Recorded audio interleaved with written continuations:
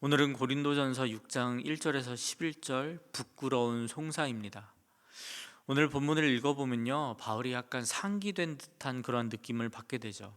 그 이유가 1절에 나오게 되는데요, 너희 중에 누가 다른 이와 더불어 다툼이 있는데 구태여 불의한 자들 앞에서 고발하고 성도 앞에서 하지 아니하느냐.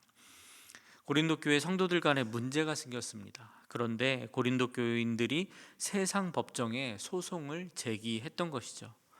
교회 안에 성도들의 문제를 자신들의 문제를 해결하기 위해서 교회 밖의 권위, 곧 언약 공동체에 속하지 않는 판단 기준에 그 문제를 드러내고 맡겼다라는 것에 바울은 심각성을 느끼고 있는 것입니다.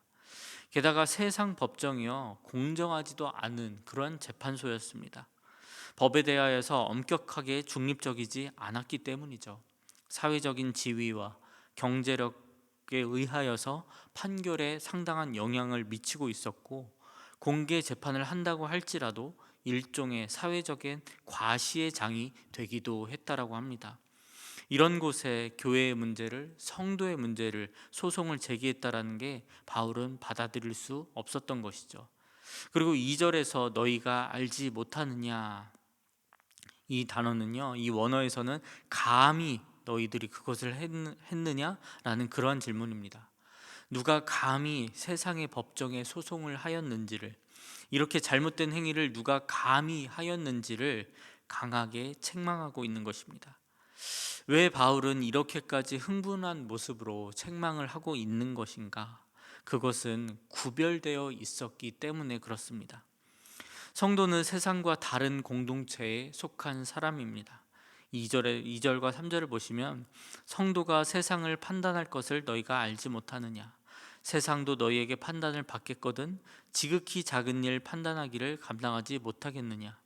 우리가 천사를 판단할 것을 너희가 알지 못하느냐? 그러하거든 하물며 세상 일이랴. 성도는 세상을 판단하고 천사들까지도 판단할 존재입니다. 예수님의 심판에 동참할 자들입니다. 성도가 누구입니까? 십자가의 삶을 살고 있는 자들이라는 것이죠. 지금 우리가 너무 편하게 믿으면 믿을 수 있지만, 이 당시에 그리스도인들, 성도라 불리는 자들은 우리와 좀 상황이 달랐었습니다. 이 당시에 예수님처럼 복음 때문에, 하나님의 영광 때문에 환난과 핍박을 직접적으로 당하고 억울한 일까지 감수하면서도 이 길을 걷는 자들이 바로 성도였습니다. 그렇게 구별된 자들이 불의한 세상 법정에 교회 안의 문제를 판단하도록 맡겼다? 이것이 굉장히 자존심이 상하는 문제였던 것이죠. 누구는 복음 때문에 지금 핍박을 당하고 있고 환난을 당하고 있고 직접적으로 피를 흘리고 있는데, 이러한 것들 때문에, 이러한 상황에서도 우리의 문제를 가지고 세상의 법정에 가지고 나아갔다, 불의한 재판장 앞에 나아갔다, 이것이 납득이 될 수가 없었던 것이죠. 바울은 이것을 지금 책망하고 있는 것입니다. 그래서 차라리 바울은 이렇게 말합니다. 성도들에게 7절입니다. 너희가 피차 고발함으로 너희 가운데 이미 뚜렷한 허물이 있나니 차라리 불의를 당한 것이 낫지 아니하며 차라리 속는 것이 낫지 아니하냐. 누구는 복음 때문에 피를 흘리며 직접적으로 환난을 당하고 있는 이 상황 가운데에서 우리의 문제를 가지고 이 세상에 구별되지 않는 자들에게 나아가는 것, 그것이 옳지 않다. 그래서 바울은 교회 내의 문제는, 성도와 성도의 문제는 십자가의 복음을 아끼는 자들끼리의 문제는 십자가로 나아가자. 하나님의 사랑 안에서 원수까지 사랑하라고 축복하셨던 예수님을 본받아서 해결해야 될 문제인데, 지금 우리의 모습은 세상과 다르지 않다. 전혀 구별된 모습이 보이지 않는다. 그래서 차라리 말씀하죠. 불의를 당하는 것이 낫다. 속는 것이 차라리 낫다라고 말하고 있는 것입니다. 하지만 잘잘못은 가려야 되겠죠. 그런데 잘잘못만 가리는 것은 세상의 방법과 다르지 않다. 우리는 잘잘못까지가 아니라 손해를 보더라도 우리 지체를 세워야 된다. 부족함을 감수하는 하나님 사랑과 이웃 사랑을 실천하는 성도라는 것을 다시 한번 강하게 책명하면서 일깨워주고 있는 것입니다. 9절에서 10절입니다. 불의한 자가 하나님의 나라를 유업으로 받지 못할 줄을 알지 못하느냐. 미혹을 받지 말라. 음행하는 자나 우상 숭배하는 자나 간음하는 자나 남색하는 자나 탐색하는 자나 남색하는 자나 도적이나 탐욕을 부리는 자나 술 취하는 자나 모욕하는 자나 속여 빼앗는 자들은 하나님의 나라를 유업으로 받지 못하리라. 여기에서 불의한 자들, 이 불의한 자들 누구인가요? 언약 공동체 밖에 있는 사람들이었는데 하나님의 통치를 거부하는 자들을 말합니다. 그래서 고린도 교인들에게 미혹을 받지 말라라고 강력히 경고하고 있는 것이죠. 우리가 이 고린도라는 지역을 잊어서는 안 되는데요. 경제적으로 풍족하고 문화적으로도 굉장히 발달되었던 곳이죠. 세상의 기준으로 보았을 때는 정말 풍족하고 발달되었던 곳이었습니다. 하지만 하나님의 관점에서는 어떠합니까? 하나님이 없던 곳이 고린도였습니다. 하나님보다 자신의 지식과 철학을 앞세우던 곳이 고린도였고 우상과 성적 타락이 만연했던 곳이 고린도였습니다. 그런데 이러한 세속적인 부분이 교회 안에도 있었다는 것이죠. 어제 본문에서도 교회 내 음행을 다루었듯이 삶과 신앙이 분리된 성도들이 참 많았다는 것입니다. 그래서 바울은 삶과 신앙의 일치에 대하여서도 강조하고 있는 것이에요. 그러면서 하나님 나라와 함께 할 수 없는 죄악의 목록에 대해서 제시를 하고 있는데 음행과 우상숭배와 간음을 대표적으로 말하고 있습니다. 여기서 탐색한다, 남색한다 이것은요 모두 다 동성애에 대한 죄악을 말하고 있는 것이고요. 그런데 여기에 나열되지 않는 단어들, 시제들, 여기에 나열되어 있는 지금의 시제들은요 모두 다 과거형으로 기록되어져 있습니다. 무슨 뜻입니까? 너희 중에 이같이 행했던 자들이 있었다. 지금을 말하는 것이 아니라 고린도 교회 성도들에게 과거를 돌아보게 하는 그러한 질문이었던 것입니다. 그렇죠. 고린도란 지역은요 너무나도 이런 것들이 만연했기 때문에 회심하여서 돌아온 성도들, 그들의 과거의 모습에도 이러한 우상숭배와 음행과 간음의 모습들이 포함되어져 있었다는 것이에요. 복음을 받아들이기 전에 너희들의 모습을 기억해봐라. 일부는 음행과 우상숭배와 간음 등의 죄악의 목록 그 안에 있지 않았는가. 그러한 삶을 살았던 자들이 많았다라고 말하는 것이고, 하지만 과거로 쓰게 되면서 이들은 더 이상 그러한 삶을 살지 않는다라고 말하는 것이죠.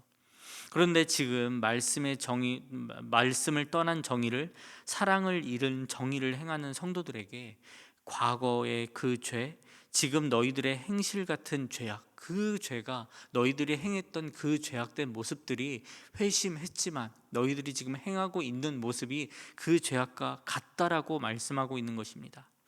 십자가의 은혜를 아는 자들이 불의를 행하는 것, 십자가의 복음을 아는 자들이 하나님 사랑과 이웃 사랑을 실천하지 않는 삶을 살아가는 것, 갚을 수 없는 은혜 입은 자들이 삶의 열매가 없는 삶을 살게 되는 것, 음행과 우상숭배와 간음들의 죄악과 같은 모습이다라고 말하고 있는 것입니다. 왜 이렇게까지 강하게 책망을 하는가? 왜 이렇게까지 이야기를 하고 있습니까? 십자가를 만나고 성도로 살아가는 삶은 근본적인 변화가 있어야 하기 때문에 강력하게 말하고 있는 것입니다. 11절입니다. 너희 중에 이와 같은 자들이 있더니 주 예수 그리스도의 이름과 우리 하나님의 성령 안에서 씻음과 거룩함과 의롭다 하심을 받았느니라. 바울은 성도에게 일어난 근본적인 변화를요 세 가지 동사로 말합니다. 씻음과 거룩함과 의롭다 하심을 받았느니라. 씻음은요 회개와 믿음을 통해서 죄의 더러움이 씻겨나간 정결을 의미합니다. 거룩함은요 구별됨이죠. 세상으로부터 구별된 하나님의 소유된 백성이 되었음을 뜻하고 있고요. 의롭다 하심은 무엇입니까? 하나님 법정에서 무죄를 선고받고 하나님과의 관계가, 올바른 관계가 회복되었음을 선포하고 있는 것입니다. 그래서 우리는, 이 성도들은 과거와 전혀 다른 인생을 살아야 되는, 씻음과 거룩함과 의롭다 하심을 받은 성도라는 것입니다. 그래서 성도라고 불리고 있는 것입니다. 새 사람이 되었고 새 사람에 맞는 새로운 정체성으로 새 삶을 살아야 한다는 것이죠. 그런데 지금 고린도 교회는 이것이 구별되지 못한 모습 때문에 바울이 이렇게까지 강력하게 책망하고 있는 것입니다. 그래서 우리는 이 땅을 살아갈 때 이게 맞나? 이 정의가 맞나? 이러한 질문의 기준을요, 세상에 두는 것이 아니라 복음에 두는 삶을 살아야 한다는 것입니다. 우리가 삶을 살아갈 때 이게 복음에 합당한가? 이게 하나님의 말씀에 합당한가? 이게 정말 나 성도다운 삶이 맞는 것인가? 이 질문만 가지고 살아가더라도 가정에서, 교회에서, 삶의 현장에서 이 질문을 가지고 우리가 살아간다면, 이 기준을 가지고 우리가 살아간다면 오늘 바울의 이렇게 강력한 책망 우리는 듣지 않게 될 것입니다. 우리 성도님들만이라도 이 정체성을 가지고 살아간다면 이 땅이 어떻게 될까요? 변화와 회복이 이루어질 것입니다. 이 땅에 대한 기대보다 우리 가정에서의 변화 일어나게 될 것입니다. 세상의 기준에 질 수도 있습니다. 세상의 기준에 부합하지 않을 수도 있습니다. 하지만 우리의 이 기준, 성도다움이 맞는가? 성도다운 삶인가? 이것이 하나님을 기쁘게 하는 것이 맞는가? 이 질문을 가지고 살아가게 될 때 우리 가운데, 우리 주위에서, 우리 가정에서 화해와 회복이 일어나고 예수 믿는 자다운 그러한 모습이, 우리가 기도하고 있는 그리스도의 선한 영향력, 그 영향력이 전해질 것입니다. 그래서 오늘은 내 권리를 주장하기보다 값없이 받은 은혜를 더 기억하며 그것을 주장하며 살아가셨으면 좋겠습니다. 나의 자존심이 아니라, 구별되지 못한 모습이 아니라 복음을 더 귀하게 여기며 구별된 자다운 모습으로 오늘 살아내보시기 바랍니다. 우리가 누구입니까? 성도입니다. 씻음과 거룩함과 의롭다 하심을 받은 성도란 정체성으로 오늘도 성령 하나님과 동행하는 삶을 살아가시길 주님의 이름으로 축원합니다. 기도하겠습니다. 전능하신 하나님 아버지, 고맙고 감사합니다. 아버지 하나님, 오늘 바울의 모습을 통하여서, 책망을 통하여서 성도다움을 다시 깨닫게 하여 주시니 고맙고 감사드립니다. 성도라고 살아가고는 있지만 구별되지 못한 모습 때문에 하나님의 권위를 실추시키고 하나님의 말씀의 능력을 떨어뜨리는, 아버지 하나님, 그러한 삶을 살아가고 있지는 않은가? 오늘 그것을 바울이 우리에게 질문하고 있습니다. 강하게 책망하고 있습니다. 하나님, 우리의 모습, 우리의 삶을 돌아보게 하여 주시옵소서. 정말 신앙이 내 삶 속에 있는가, 나의 삶에 신앙이 있는가를 돌아보게 하여 주시옵시고, 하나님의 복음의 말씀을 붙들고 오늘 기준을 가지고 살아갈 수 있도록 인도하여 주시옵소서. 씻음과 거룩함과 의롭다함을 받은 우리는 바로 성도입니다. 하나님 나라의 택함 받은 백성입니다. 아버지 하나님, 이 자부심을 가지고 살아갈 수 있도록 인도하여 주시옵시고, 나의 자존심을 내려놓고 하나님의 영광을 위하여서 살아갈 수 있도록 오늘 성령 하나님 마음껏 주장하여 주시고 역사하여 주시옵소서. 그렇게 결단함으로 나아가는 성도들을 더욱더 붙들어 주시옵시고, 오늘의 삶 가운데 많은 화해와 회복이 일어나게 하여 주시옵시고, 하나님 나라 백성다운 그리스도의 정체성이, 선한 영향력이 나를 통하여서 널리 퍼져 나아갈 수 있도록 오늘의 삶을 주장하여 주시고 인도하여 주시옵소서. 그렇게 인도하여 주실 줄 믿사오며 감사드리며 예수님의 이름으로 기도드립니다. 아멘.